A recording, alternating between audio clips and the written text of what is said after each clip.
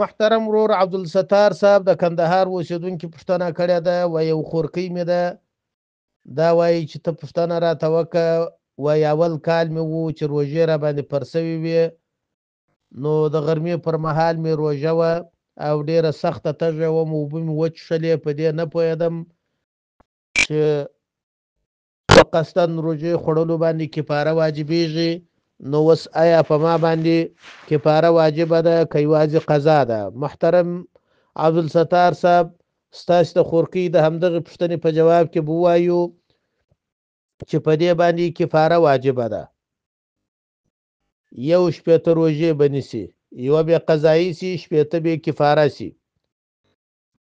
او دا خبره چې دا وایي چې زه په دې باندې نه پوهېدم چې په قصدن